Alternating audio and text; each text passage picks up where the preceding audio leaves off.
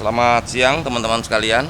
Tadi kita baru rapat internal bersama Pak Presiden, Pak Seknek, Pak Seska, Pak Kapolri, Kejaksaan Agung, Pak Menko Polhukam, Pak Luhut, Menko Marves, Menkominfo, Ketua OJK dan Ketua PPATK mengenai Satgas judi online. Jadi saya ingin menyampaikan kepada teman-teman sekalian bahwa sepanjang 17 Juli 2023 sampai 21 Mei 2024, artinya kemarin, itu sudah 1.904.246 konten judi online kita take down. Dan pemblokiran rekening dan e-wallet terafiliasi judi online sudah 5.364 untuk rekening dan sudah diajukan ke OJK. Dan 555 e-wallet diajukan ke Bank Indonesia. Kita juga terus melakukan koordinasi dengan semua platform, Google, Meta, di mana perubahan keyword judi terjadi. Di Google ada 20.241 keyword, di Meta ada 2.637 keyword baru. Yang itu terus kita kejar supaya pemberantasan judi online di tingkat hulu ini bisa kita selesaikan. Termasuk juga ada phishing, yaitu sisipan, jadi disisipin. Itu di lembaga pendidikan ada 14.823 konten judi online menyisip ke sana. Dan lembaga pemerintahan ada 17.000 lebih, 17.001 temuan konten menyusup atau phishing ke situs-situs pemerintahan dan lembaga pendidikan. Kita juga sudah lakukan semua penyampaian teguran kepada platform TikTok, Google, Meta. Dan sepanjang hampir 1 bulan lebih sejak rapat terakhir soal judi online 19 April sampai 21 Mei 2024 kami sudah men-take down 290.850 konten. Jadi sebulan hampir 300.000. Sehari 10.000 konten judi online. Termasuk juga pemblokiran rekening e-wallet sepanjang 1 bulan terakhir ini ada 300. Kita terus berusaha untuk menyampaikan perkembangan. Memang di hulu, Kominfo ini kan di hulu. Tapi kan di hilirnya akan kita lakukan langkah-langkah yang lebih sistematis, lebih komprehensif. Karena ukurannya tetap dari PPATK. Transaksinya kalau transaksi judi online yang masih tinggi ya berarti di masyarakat masih eksis kan. Karena itulah kita sesuai arahan Pak Presiden akan dibentuk Satgas judi online, di mana ketuanya adalah Pak Menko Polhukam, ketua bidang pencegahannya Menkominfo, dan ketua penindakannya adalah Pak Kapolri. Saya pikir itu dulu pengantar dari kami. Kurang lebihnya mohon maaf. Terima kasih. Sebentar lagi 1-2 hari lagi. Iya. Tapi kan ya. April 19 April kemarin. Itu apa Pak yang ada pembaharuan apa Pak dari Lah Satgasnya makin mengerucut. Satgasnya makin mengerucut. Tadi saya sudah sampaikan, nanti tunggu 1-2 hari inilah. Ini kan habis rapat mungkin akan dibawa oleh Pak Menko Polhukam. Itu tadi yang saya sampaikan tadi, ketua Satgasnya Pak Menko Polhukam, ketua bidang pencegahannya Menkominfo, dan ketua penindakannya Pak Kapolri. Gitu.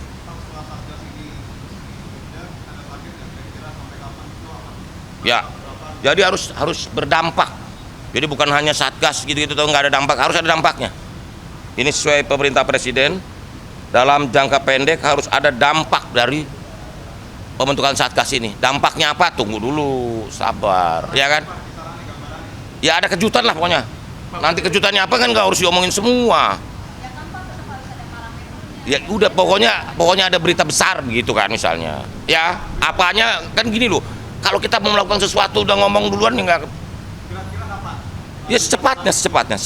Setelah Satgas ini 1-2 hari ini diresmikan akan ada dampak. Karena perintah Presiden harus ada dampak. Ya artinya Satgas itu memberikan atau melakukan langkah-langkah yang nyata. Kalau bahasa kerennya namanya concrete deliverable. Jadi nyata, soal apa bentuknya. Ya.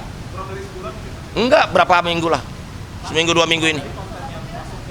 Ya seminggu 2 minggu. Tadi kan saya sudah sampaikan. Bukan, itu kan yang di hulunya, di hilirnya. Kalau di hulunya kan kita kerjain terus. Gini loh, Yang tugas Kominfo itu kan di hulu, take down, apa itu kan kita. Yang lain kan bukan urusan Kominfo dong. Itu di sebelah lain, di penindakan. Bukan. Ya? Ya ini nggak mudah memang memberantas kejahatan digital ini, memang nggak mudah.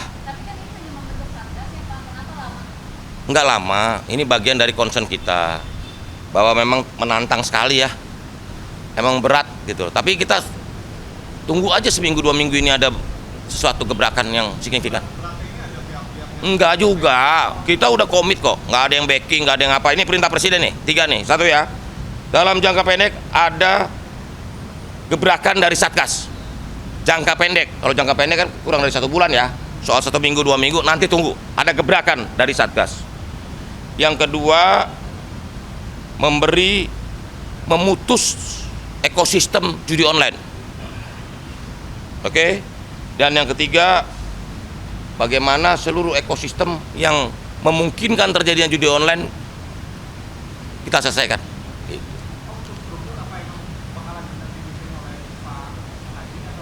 Ya, Pak Menko Polhukam, Ketua Satgasnya Menteri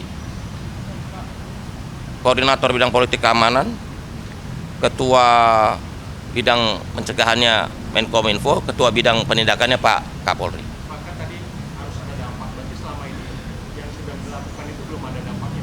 Gini, kita Kominfo di hulu, kita nutup begitu banyak. Cuman yang selanjutnya, ya kan, bukan wewenang kita ngebuka apa, ngeblokir rekening, menelusuri rekening, bukan Kominfo, itu PPATK, OJK, ya kan, mencegah sistem pembayaran, Bank Indonesia gitu loh.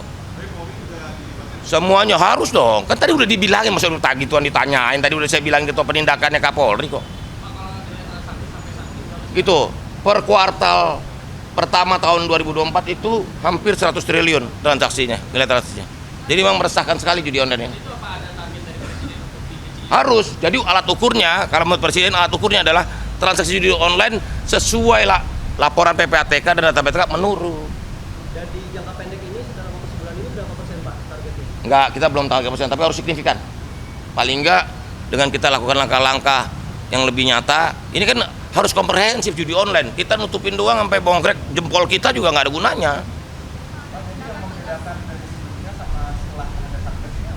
Lebih komprehensif. Dan judi online Sudah, kalau platform urusan kita, bahkan ada usulan bagaimana kalau kita mendenda, menghukum. Kita kan sudah bersurat terus ke platform. Kalau ada apa-apa kita tegur, baik lisan maupun tertulis. Semua platform, ada beberapa platform kan udah nggak mau lagi iklan judi online. TikTok misalnya saya sebutin, nggak mau, nggak ada lagi. Yang lain-lain kan masih kesusupan, kita udah tegur. Semua platform nggak boleh menayangkan judi online. Pembentukan Satgas ini apakah karena nilai transaksinya yang masih tinggi atau karena ada Ya banyak lah, karena banyak kasus-kasus lah, ibu rumah tangga lah, ada tentara letkol kalah banyak utang, bunuh diri, ya kan, banyak fenomena-fenomena yang memprihatinkan kita semua. sampai yang di Bojonegoro yang banyak Iya, banyak janda-janda keluarga bercerai karena judi online, ya banyak lah gitu loh. Makanya semuanya teman-teman laporin aja, kalau ada judi online laporin aja, ya. Pak yang masuk konten yang masuk ke website instansi itu bentuknya apa Pak? Itu phishing aja, jadi ada situs apa dimasukin, di phishing namanya. Bukan, di phishing namanya tuh di CCP gitu loh. Tapi di video online sendiri juga Pak dikatakan bahwa ada serangan lain juga browser Pak. Apa? Ada serangan lain juga, jadi kayak peretasan itu masalah password juga untuk masuk. Ya macam-macam. Jadi password, keyword, semua ini kan canggih nih. Yang kita hadapi ini hantu agak canggih, hantu kekinian. Dia di Asia Tenggara. Bisa di sana. Di Kamboja 70.000 orang. Ya itu kan tetap harus transnasional. Pemerintah kita nggak bisa menindak di sana karena di sana ilegal kan. Yang ada ya kita putus yang di sininya, begitu loh. Yang di sana kan kita nggak bisa campur, itu wilayah negara lain kok, kedaulatan negara lain. Sama Filipina. Udah. Nggak ada. Nggak.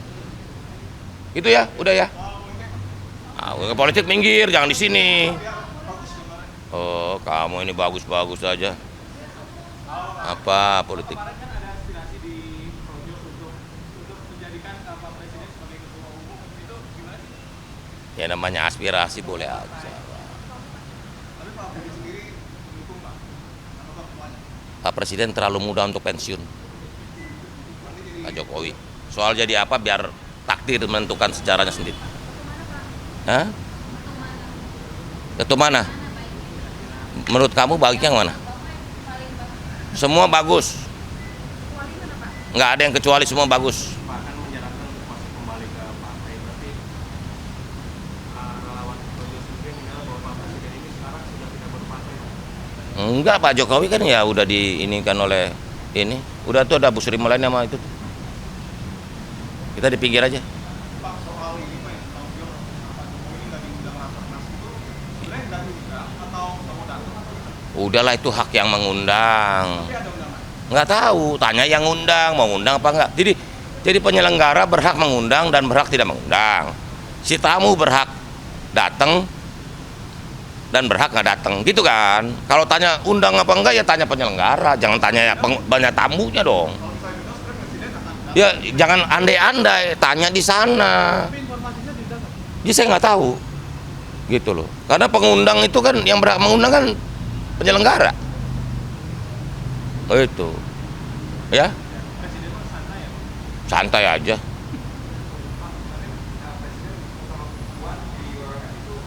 Baguslah semua yang baik-baik kita seneng lah. Untuk Indonesia semua berita-berita ya jangan kalian adu domba terus beritanya ini berantem sama ini enggak lah. Pokoknya kita seneng kalau dengar berita-berita damai ya kan. Semua yang menyejukkan, mendamaikan itu enak didengarnya ya. Enggak, itu kan ngobrol-ngobrol biasa. Namanya ada forum. Ya, udah ya. Enggak, itu hak politiknya Mas Bobi kan. Ya itu kesimpulan kamu ya nggak apa-apa. Saya nggak larang kok orang berkesimpulan.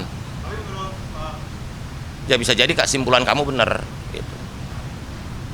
Tapi prospeknya lebih ke mana? Ya prospek siapa? Ya justru itu. Nah, kalau langsung dijawab, kalau nggak ini nggak ada dramanya, nggak seru. Apa? Semua warna oke. Semua warna kan bagus. Merah kayak kamu bagus, kuning bagus, biru bagus, hijau juga bagus, ya? Hah? Semua warna bagus, semua warna ada makna dan keindahannya, ya? Ya tunggu aja. Kalau waktunya pas pasti tepat lah, tenang aja. Lagi di kalkulasi, tunggu aja. Ya waktu timingnya, ya. Udah ya? Udah ya, cukup ya. Yuk. Yuk.